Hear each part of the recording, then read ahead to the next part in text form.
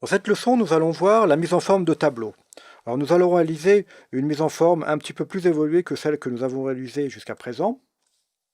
Je vais vous montrer le résultat final. Voilà. Donc voilà, c'est le résultat final. Donc il y a une image en arrière-plan, il y a également une couleur bleue en arrière-plan qui est égale à la couleur de l'image. Et puis le tableau est représenté avec des petits filets et puis des couleurs orange et bleu pour les textes. Je vais la garder à l'écran malgré tout, comme ça nous l'aurons pour pouvoir avoir une référence. Bien.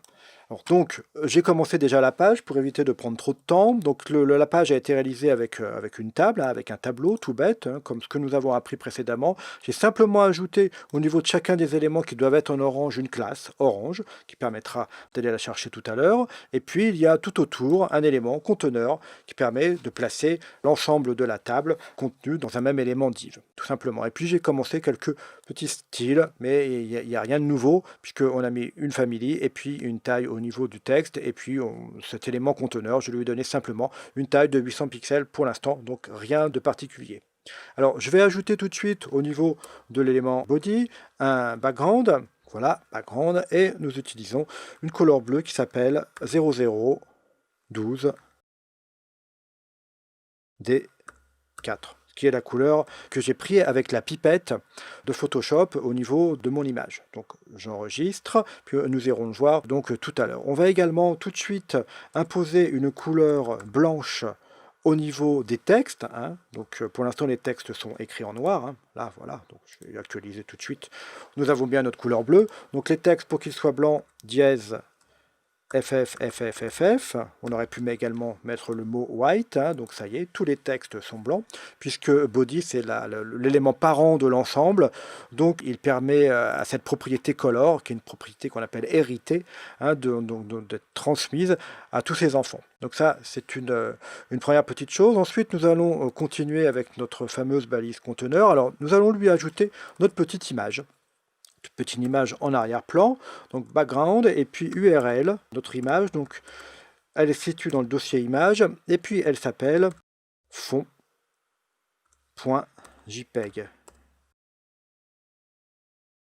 Alors nous allons lui ajouter immédiatement ici le fait qu'elle ne doit pas se répéter. Donc no repeat, alors ça c'est l'avantage d'utiliser la propriété background tout court, hein, sans background image, c'est qu'on peut lui ajouter un certain nombre de propriétés de manière très simple. Alors attention, ça ne fonctionnerait pas, donc nous allons déjà l'essayer. Voilà, et puis voilà mon image qui est située en arrière-plan. Donc ça ne fonctionnerait pas si j'avais écrit ici background-image.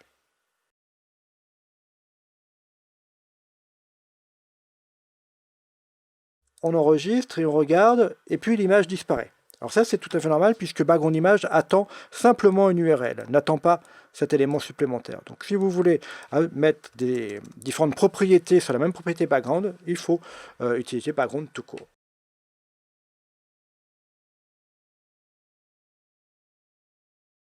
Et puis, lorsqu'il y a une image en arrière-plan, généralement, il est indispensable d'ajouter une hauteur. Alors, je vous ai dit dans une leçon précédente qu'il ne fallait pas mettre de hauteur, mais le cas là est vraiment particulier. Lorsqu'il y a un élément qui a une image en arrière-plan, si on veut que l'ensemble de l'image soit affiché, c'est ce qui est le cas ici, eh bien, il faut que l'élément ait également une hauteur. Bon, voilà, ça c'est le cas particulier. Et puis, alors, nous allons faire quelque chose que nous n'avons pas encore utilisé jusqu'à présent, c'est de centrer un élément. Donc nous allons centrer avec une propriété qui s'appelle margin, 0 et auto. Voilà. J'enregistre et nous allons regarder ce qui s'est passé.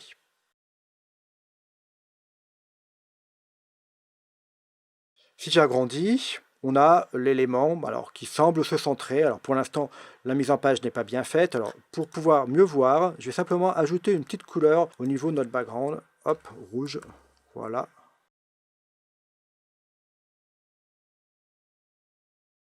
On enlève l'image. Voilà, alors le conteneur fait cette taille-là, hein. Pour l'instant c'est pas très beau, mais nous l'avons centré grâce à margin, 0 et auto. Vous voyez là, quelle que soit la largeur de la fenêtre du navigateur, eh bien l'ensemble de l'élément est centré. Alors pour l'instant, le tableau n'est pas encore centré dedans, mais il est centré. Donc ça, c'est grâce à Margin Auto et 0. Comme le navigateur ne sait pas quelle valeur donner, puisqu'on lui a dit tu fais ce que tu veux en lui spécifiant Auto, eh bien il met la même chose à droite et à gauche. Donc je vais rétablir ce que nous avions écrit précédemment, notre image, et puis nous allons continuer. Voilà. Donc ça, c'était une première chose. Donc maintenant, on va attaquer réellement l'ensemble de la mise en forme de notre tableau. Donc notre tableau est précédé d'une balise caption. Alors on va travailler cette balise caption tout de suite. Pendant qu'on y est, on va la mettre un tout petit peu plus grosse. Donc font-size, on va mettre en 18 pixels. Voici. Et puis, on va lui dire de s'aligner sur la gauche. Mais normalement, il est déjà aligné à gauche. Donc left, sur certains navigateurs, il peut être au centre. Ce qui était le cas ici. Voilà, donc nous avons bien notre caption qui est maintenant un peu plus gros et puis aligné sur la gauche. Donc à présent, nous allons travailler notre tableau, notre table, puisqu'il s'agit, c'est l'élément suivant. Donc nous allons mettre dièse conteneur table. Alors là, ce n'est pas forcément utile, puisque dans le cas présent, nous avons uniquement un élément table qui est dans conteneur. On n'a pas d'autres éléments tables dans notre page. Mais ce serait intéressant si nous avions d'autres tableaux situés dans d'autres parties de la page. Donc dans d'autres identifiants, dans d'autres divs d'identifiants différents. Bon, là, je le mets comme ça, c'est un tout petit peu plus propre. Alors, conteneur table, nous allons lui dire, je souhaite qu'il soit centré. Donc pour centrer un tableau, eh bien, c'est la même chose que ce que l'on a fait précédemment par rapport au bloc. On met margin, 0, et puis auto. Alors on ne met pas forcément de taille au tableau, puisque le tableau a déjà une taille intrinsèque, finalement. Donc automatiquement, il se centre, et là, on est parfaitement centré.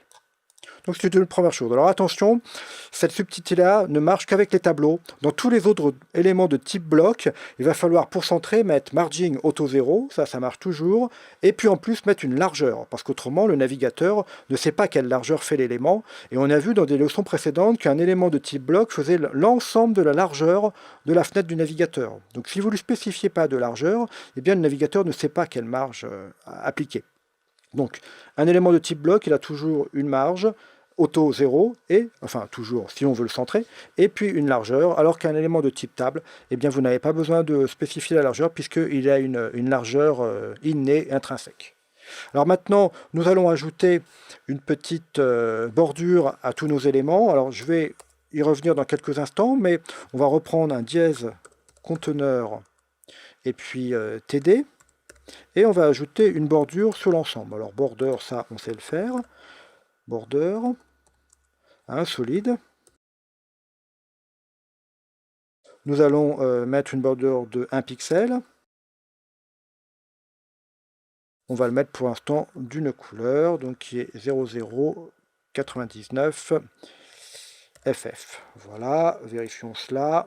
Nous avons bien une petite bordure légèrement bleutée tout autour, donc qui est relativement élégant. Alors ensuite, on va travailler un tout petit peu sur les TH, donc conteneur TH, voici, et puis on va leur appliquer alors un style qui va être de les aligner à gauche, et puis de leur donner une taille un tout petit peu plus grosse.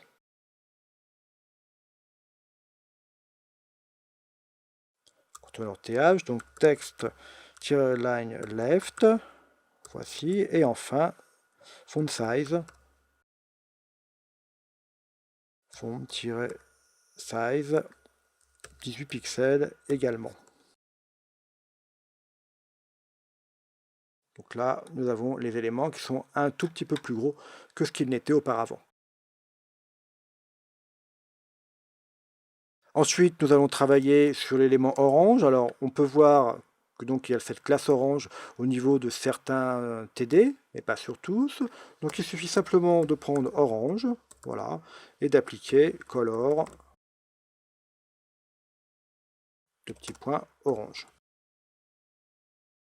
On essaye et on a bien les couleurs de type orange. Et alors nous allons regarder cela par rapport au résultat attendu, donc nous y sommes pratiquement, nous y sommes presque. On pourrait donner une taille, une graisse un peu plus importante à nos TH, à nos éléments orange, alors c'est ce qu'on va faire là, donc c'est font-size Weight. Voilà, mettons 900 puisque nous avons vu dans une leçon précédente que c'était difficile de rendre un tout petit peu subtil. Voilà, c'est un peu plus gras. Donc là, pour l'instant, tout est bon. Nous allons ensuite travailler un tout petit peu l'espace entre ces éléments-là. Il s'agit en fait de créer l'espace sur l'ensemble de la table. Donc je vais prendre sur l'ensemble des cellules de la table. Donc il s'agit d'utiliser une propriété qui s'appelle Border Spacing.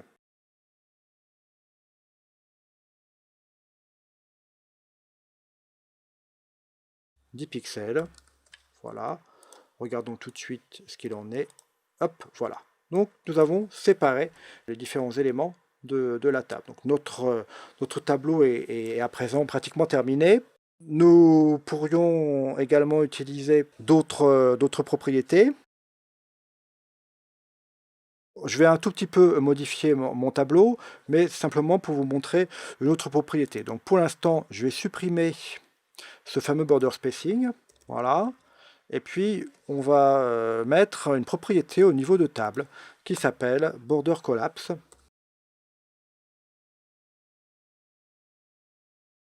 Et on va lui dire Collapse.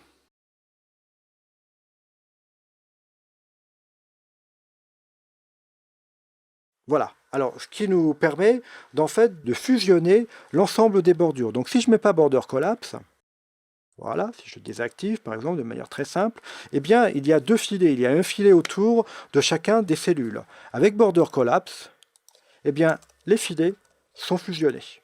Donc, c'est une propriété très intéressante par rapport au tableau. Alors, ce n'est pas ce que nous voulions obtenir, mais c'était quand même intéressant de le revoir. Donc, je vais le mettre vraiment en commentaire, en vrai commentaire, puisque j'avais ajouté des doubles slash qui permettent en gros de désactiver, mais ce ne sont pas de vrais commentaires.